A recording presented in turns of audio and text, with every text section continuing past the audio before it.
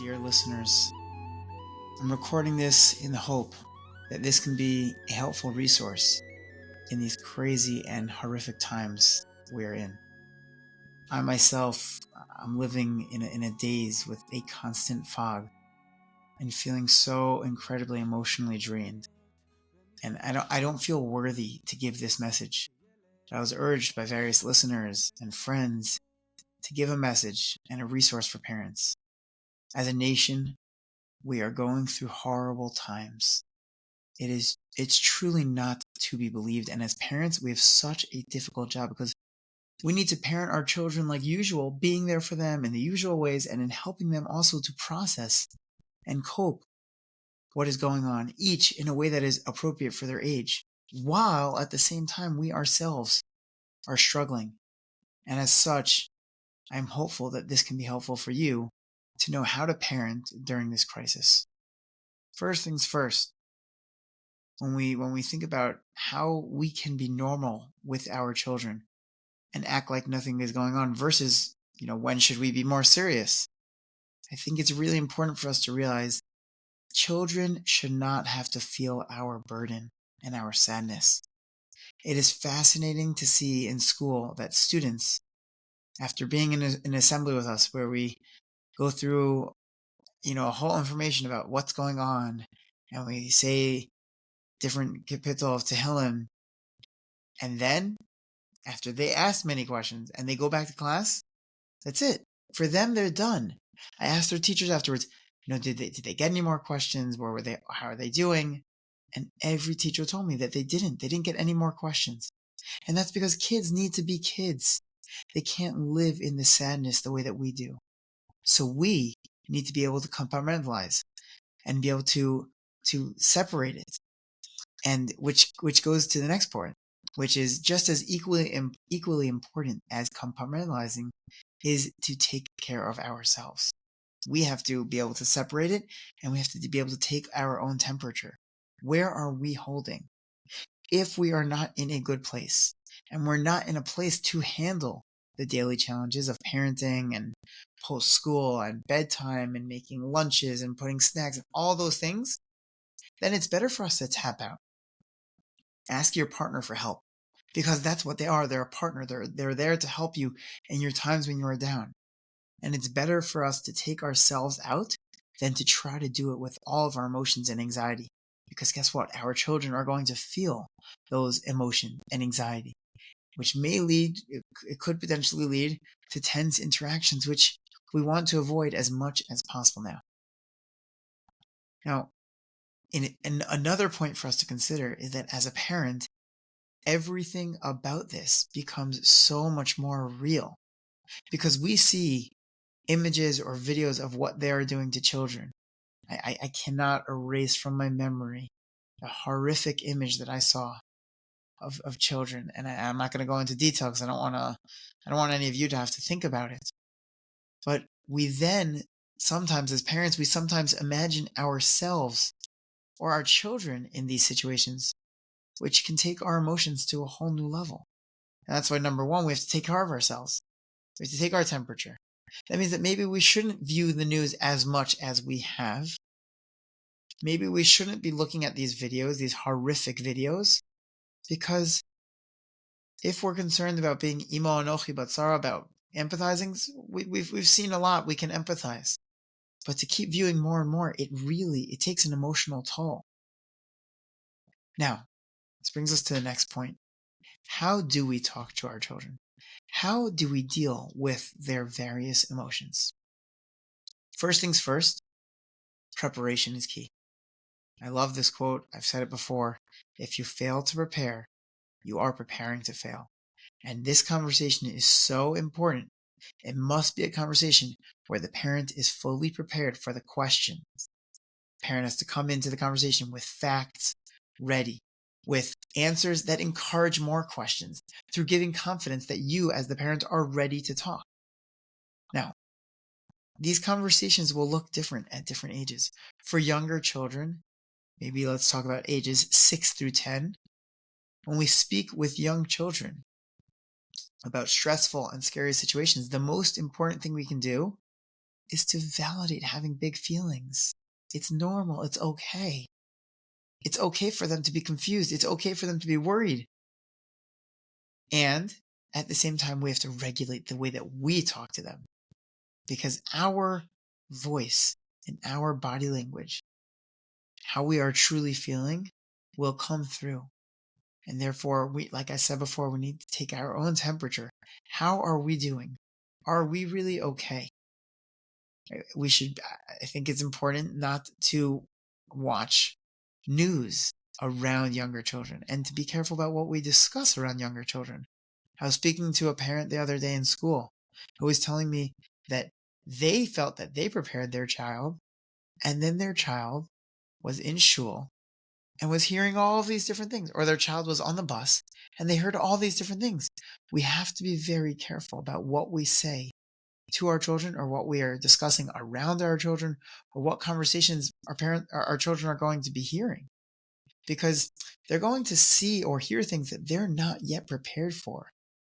They are not emotionally ready to handle those things. They are not at a maturity level. They're not developmentally ready, and therefore they will be so quickly overwhelmed. When we do speak to them, if they have questions, be truthful. Answer their questions. We got various questions in school after talking to the students, especially the first through fourth graders, and they had great questions, valid questions. We didn't sugarcoat anything. We had to talk to them in a way that is age appropriate. We don't have to give too many details. For example, one of the children asked, "How many people have died?" It's a great question. It's understandable. Students and children, especially at that age, they want to have a finite number that they can wrap their heads around. But we have to be cautious not to provide so many details that they can't process. They understand, they sense when we are feeling anxious and when we're concerned. And we can even tell them that we're going to be a little bit more anxious right now. We might be looking at our phones a little bit more. We might be watching more news at this time. But that's not something that they have to carry that burden. I want to read a story to you. This is the story that my colleagues at WTA put out. It has been an incredible resource for people all around the world. It's a perfect story to use to talk to your children. I will share the link in the show notes as well. And it's a perfect way to talk to your children in an age-appropriate way for them to know what's happening and to have the preparation that they need to know what's happening, because also we want to make sure our children know enough of what's happening so that they don't get caught, when they're in school, on the bus, in shul, and hear people talking and not knowing, and then they don't really have a way to process it, and they're hearing it from other people as opposed to you. So this is a great story to help them to process it. And you can follow along. If you're watching on the video, you'll follow along as I go through the pages of the story. And I'll give a little explanation for the different parts of how you can talk it out with your children.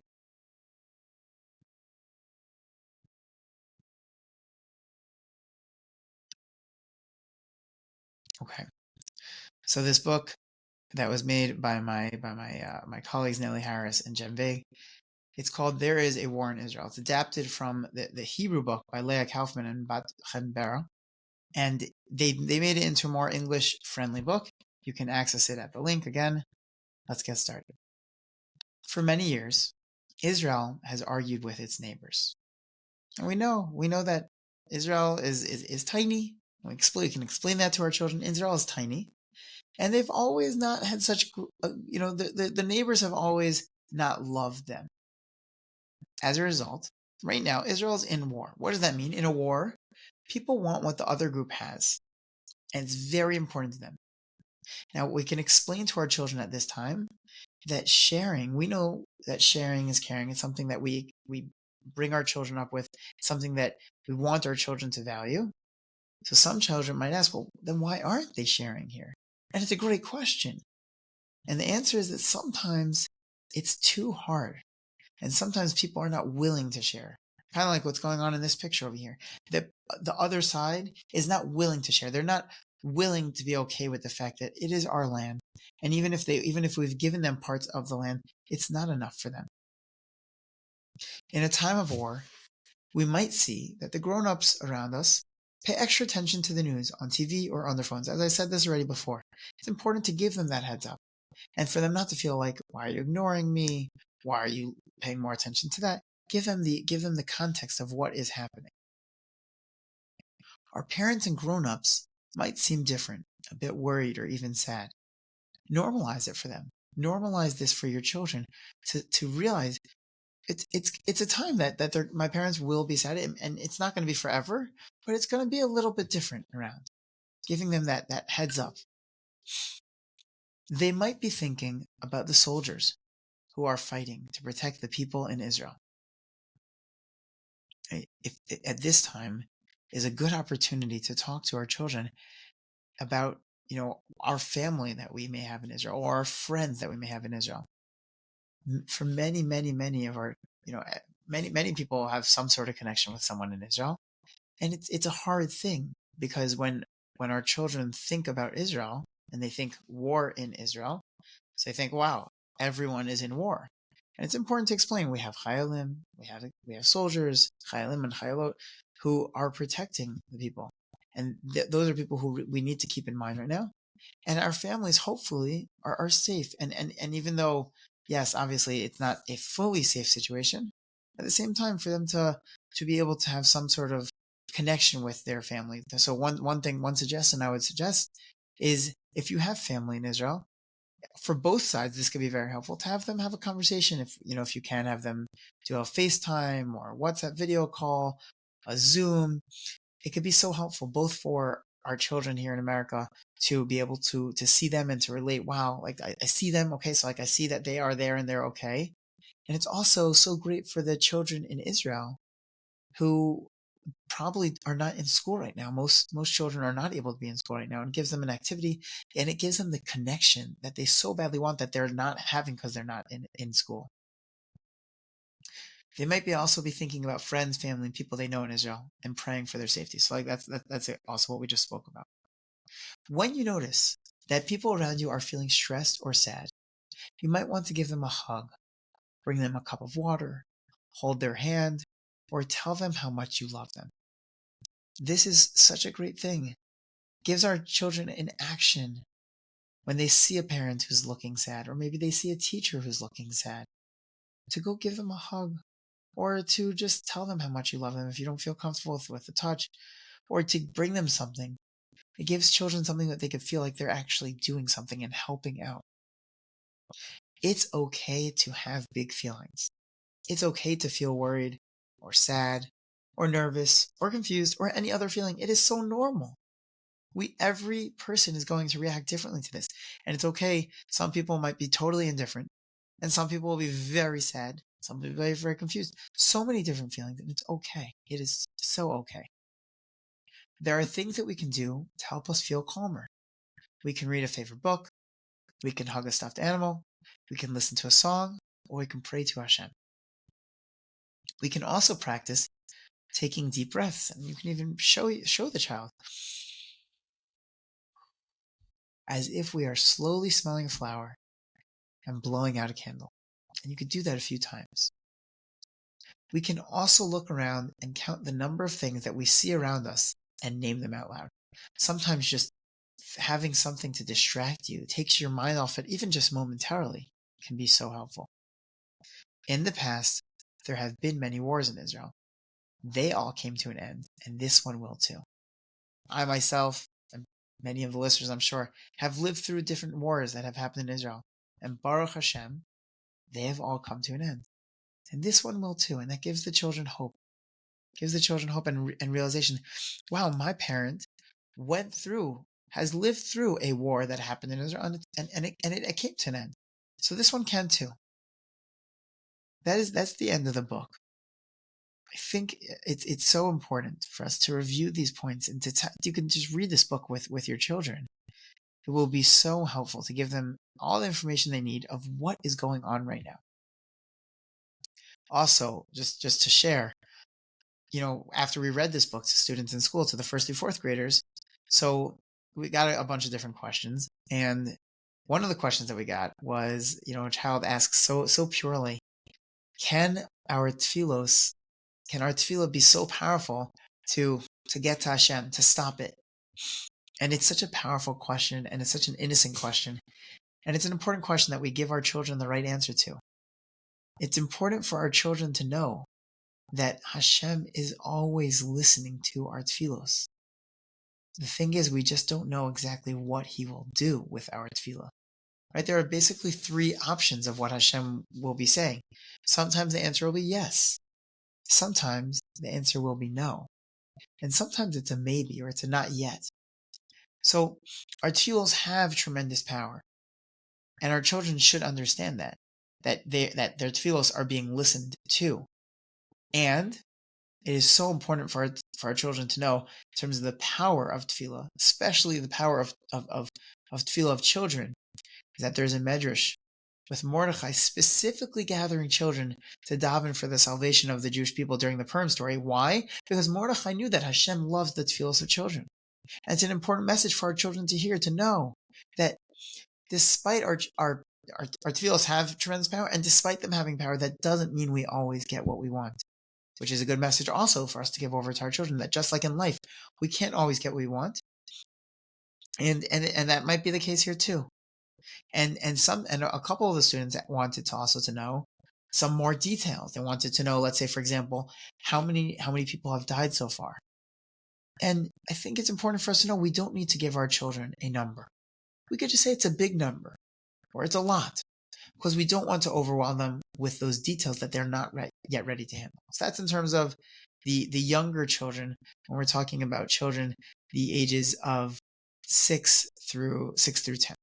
So moving along now to children ages 11 through 14. As you get a little bit older, so they're in a little bit more of a developmental stage where they can have, first of all, we have to realize that they've already heard a lot. Our children have heard a lot, whether in shul on Simchas Torah, or on their first or second day back in school, on the bus. The children learn a lot on the bus, which also goes for younger children. They learn a lot on the bus as well. And they're going to need our help to process, because sometimes if we don't give them the conversation enough beforehand, so really they're going to need us to step in to help them to process and to help them to temper their outlooks. So how do we do that? First things first, we need to just listen. Before we talk, just listen. Listen to hear what your children are saying. Some children in this developmental age are going to want to talk, and some will really not want to talk. And we have to respect that. We have to read their body language. This is key, especially when dealing with middle school children and teenage children, high school children as well. We have to read their body language, take the lead from them, get a sense of what they're feeling, and also get a sense of what they know. A simple question. Again, listen first. What have you heard? And just listen to them. Ask them, how is that making you feel? And just listen. And the most important part is to be prepared to engage in those difficult conversations. Like I said before, you need to prepare. You need to be ready. You need to be honest and direct.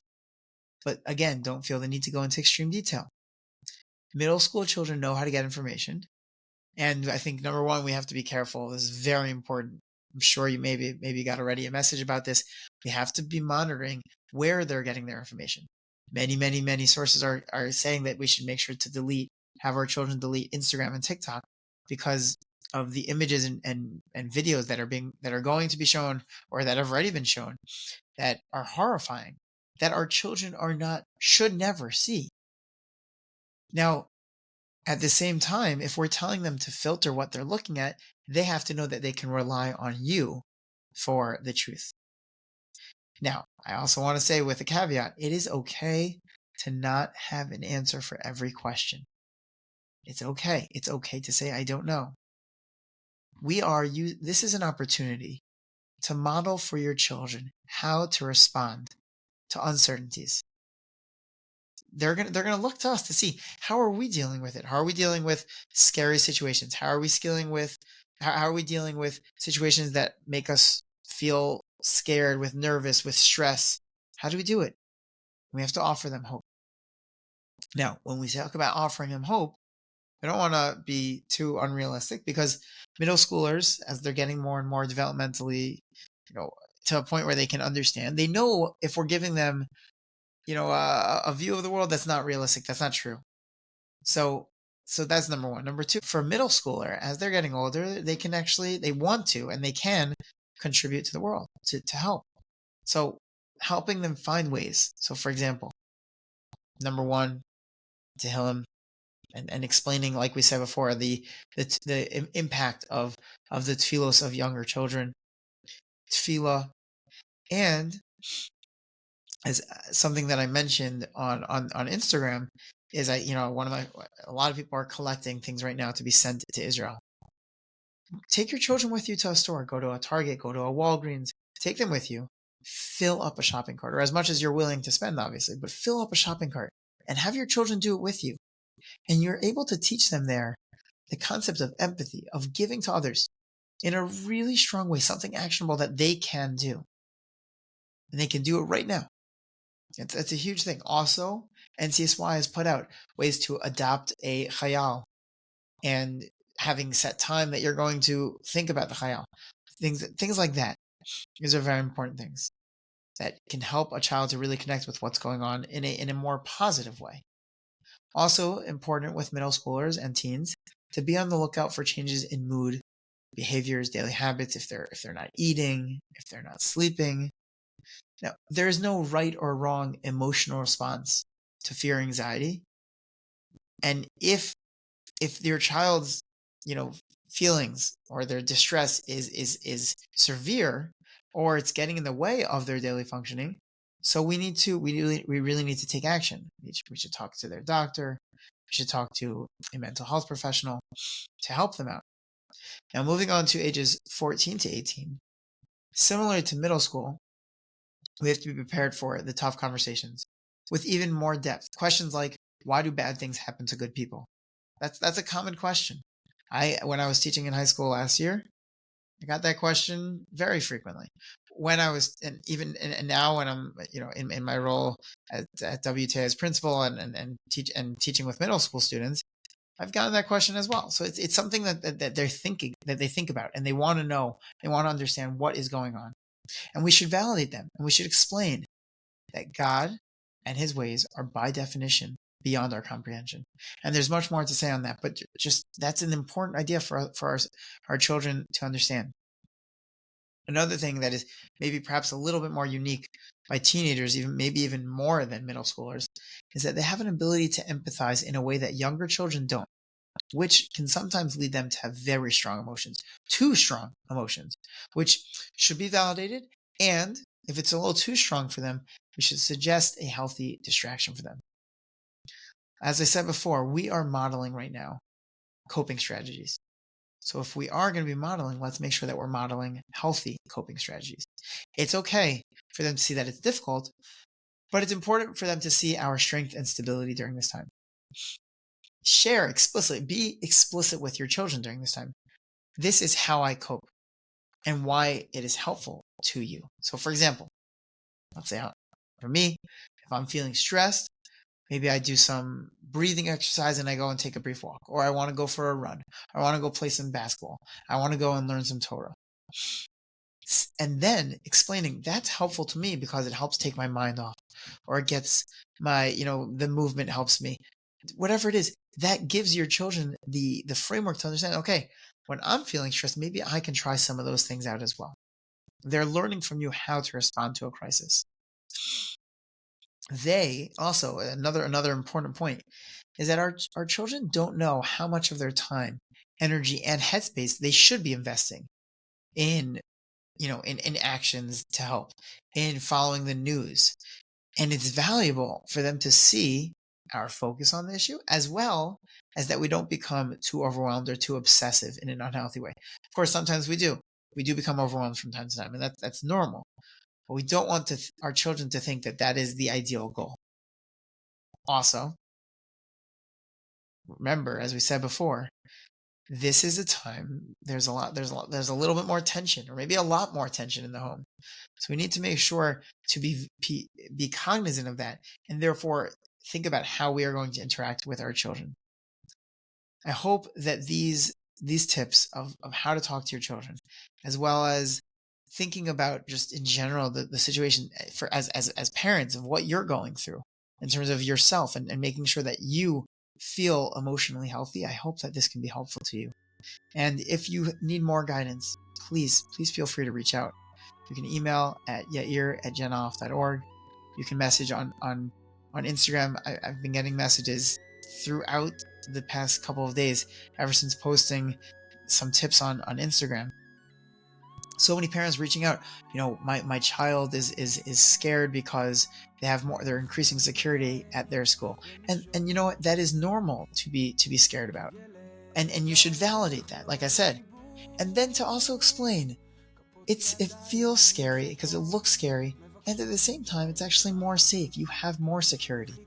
So there's, if anything, maybe less to be afraid of, less to be scared about. Those are the types of things that I'm sure your children are thinking about. And feel free, really, please reach out. I just want to be helpful to you. The whole reason I did this recording, even though, like I said, I'm not worthy of this, but if I can help in any way, that's all I want to do right now. So please feel free to reach out. If there's anything more that you need, any other resources you need, please, again, reach out on Instagram, email us, and we'd love to hear from you and love to support you in any way that we can. יישמע כזעקה, כתפילה